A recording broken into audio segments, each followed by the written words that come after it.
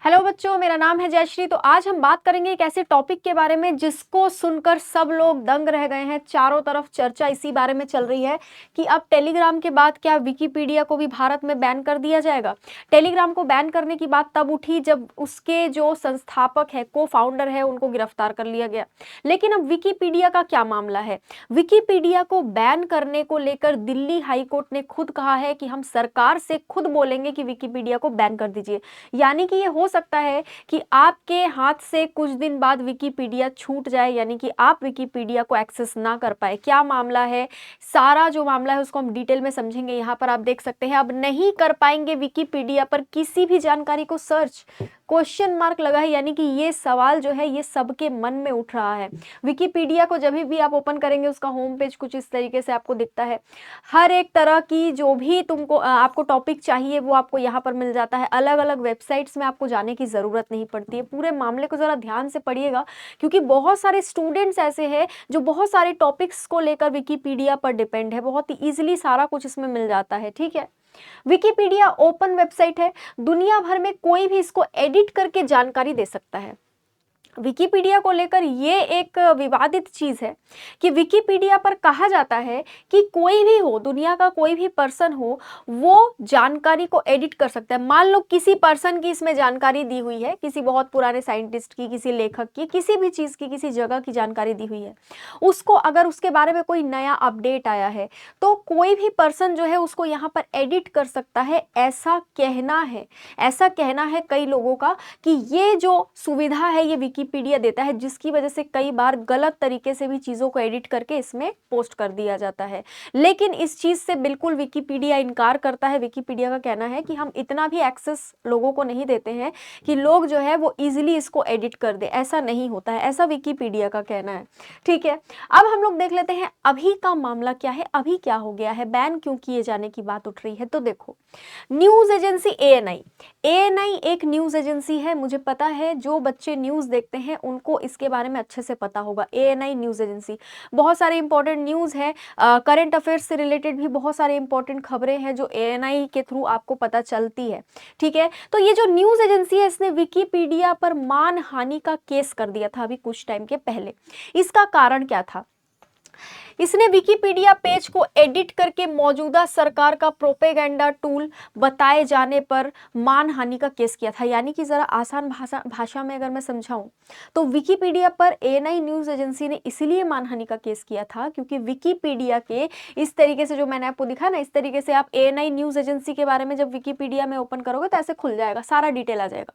तो उसमें 2-3 लोगों ने मिलकर एडिटिंग कर दी थी और एएनआई न्यूज़ एजेंसी को मौजूदा सरकार जो है, हमारी जो सेंट्रल गवर्नमेंट है, जो मोदी जी की गवर्नमेंट है, उस गवर्नमेंट का प्रोपेगेंडा टूल बताया था। यानी कि साफ शब्दों में ये होता है कि एएनआई न्यूज़ एजेंसी जो है वो अभी की सरकार का जो प्रोपेगेंडा है उसको फैलाने का काम करती है, सरकार समर्थित बातें ही करती है, ऐसा कहना है। ठीक है, तो यहाँ पर जो है इस तरीके की एडिटिंग कर दी गई थी। साथ में ये भी लिख दिया गया था कि कई सारे फेक कंटेंट्स भी इसमें रहते हैं। एएनआई न्यूज़ एजेंसी में कई सारे फेक कंटेंट्स भी इनकी वेबसाइट पे रहते हैं और साथ ही कई तरह की चीज़ें। ठीक है, तो ये चीज़ एएनआई को बिल्कुल पसंद नहीं आई थी, किसी को भी पसंद नहीं आएगी अगर किसी के भी बारे में इस तरीके से लिखा जाएगा। तो एएनआई ने पहले विकिपीडिया से शिकायत की, तो विकिपीडिया ने किसी तरीके का कोई अच्छा सा जवाब नहीं दिया, संतुष्टि नहीं मिली, तो कोर्ट में केस हो गया। ठीक है, कोर्ट में जो मानहानि का केस हुआ है उसके बाद एडिटिंग करने वालों की डिटेल्स मांगी गई है हाई कोर्ट के द्वारा। दिल्ली हाई कोर्ट के द्वारा जिन लोगों ने इसको एडिट किया था, ये सब लिखा था, उनका डिटेल मांगा गया। अब यहाँ पर विकिपीडिया फंस गया क्योंकि विकिपीडिया का यहाँ पर कोई यूनिट नहीं है इंडिया में। ठीक है, ये विकिपीडिया इंडिया बेस्ड कंपनी नहीं है, फॉरेन की कंपनी है, वो इंडिया में ऑपरेट करती है बस। ठीक है, तो विकिपीडिया के तरफ से जो वकील आए उनका यही कहना था कि भाई विकिपीडिया जो है वो भारत में बेस्ड नहीं है, इसीलिए इतनी जल्दी में तो हम ये सब नहीं कर पाएंगे, विकिपीडिया को थोड़ा सा समय चाहिए। और इस बात पे दिल्ली हाई कोर्ट को भी बहुत गुस्सा आया कि भाई आप भारत में अपना इतना सब कुछ भारत के बारे में डिटेल दे रहे हो, इतने सारे टॉपिक्स को लेकर आप भारत के बारे में लिखते हो, आप भारत बेस्ड नहीं हो कह रहे हो, चलो मान लिया, लेकिन आपके पास क्या इतना सा भी कंट्रोल नहीं है कि कभी अगर कुछ इस तरीके का मैटर हो जाए और कोर्ट में आपको पेश होना पड़े तो आप तुरंत ही उपस्थित हो सको और सारा डेटा दे सको? या फिर आपके जो है वेबसाइट में कौन क्या एडिटिंग कर रहा है, गलत तरीके से कर रहा है, उसको आप डिटेल भी नहीं देखते हो क्या? इस तरीके से हाई कोर्ट ने जो है फटकार लगाई है। दिल्ली हाई कोर्ट का कहना ये भी था, जो अभी सबसे ज्यादा न्यूज में है वो ये है, अगर आपको भारत पसंद नहीं है तो भारत में काम करना बंद कर दीजिए, सरकार से विकिपीडिया को भारत में ब्लॉक करने को लेकर बात करेंगे। हाई कोर्ट ने ये बोल दिया है। अब हाई कोर्ट ने ये बोला है तो ऐसा तो है नहीं कि हमने बोला और आपने बोला और भूल गए। हाई कोर्ट ने बोला है, लिखित में आया है ये सब, तो फिर हाई कोर्ट एक्शन तो लेने की कोशिश करेगा और हो सकता है हाई कोर्ट केंद्र सरकार को बोल दे कि भाई विकिपीडिया में ये इश्यूज है, तो आप जो है इसकी जांच करें और अगर जांच पे कुछ भी ऐसा पाया जाता है तो आप तुरंत उसको ब्लॉक करें। अभी आप देख ही रहे होंगे टेलीग्राम को लेकर भी केंद्र सरकार बहुत ज़्यादा जो है सीरियस हो गई है और टेलीग्राम को लेकर भी भारत में जांच शुरू हो गई है जब से पैवेल ड्यूरोव को अरेस्ट किया गया है। अगर कुछ भी गड़बड़ मिला भारत में, जब टेलीग्राम जो भी टेलीग्राम को लेकर ऑपरेट हो रहे चैनल वगैरह, प्रोफाइल वगैरह, अगर उसमें कुछ भी गड़बड़ी मिली तो भारत में टेलीग्राम बैन हो जाएगा। उसी तरीके से अब विकिपीडिया, ठीक है। क्या होगा भारत पर असर? सर्चिंग के प्राइमरी सोर्स को बंद करने जैसा है ये। आज अगर बच्चे हो, बूढ़े हो, चाहे कोई भी हो, किसी भी टॉपिक को सर्च करते हैं तो इजीली आपको विकिपीडिया में मिल जाता है, नहीं तो आपको अलग अलग वेबसाइट्स में जाना पड़ता है। तो ये एक प्राइमरी सोर्स है जो कि कई सारे भाषाओं में कंटेंट हमको प्रोवाइड करता है। अगर हम इंडिया की बात करें तो इंडिया के भी कई लैंग्वेजेस में ये कंटेंट प्रोवाइड करता है, मेनली हिंदी में ये कंटेंट प्रोवाइड करता है, ठीक है, हिंदी में। इंग्लिश में भी करता है, जो ज़्यादातर लोगों को इंडिया में समझ में आती है, जो लैंग्वेज इजीली हिंदी है, इंग्लिश, ठीक है, इंग्लिश इजीली समझ में आती है, बहुत सारे लोगों को समझ आती है, तो इंग्लिश में तो कंटेंट प्रोवाइड ये करता ही है।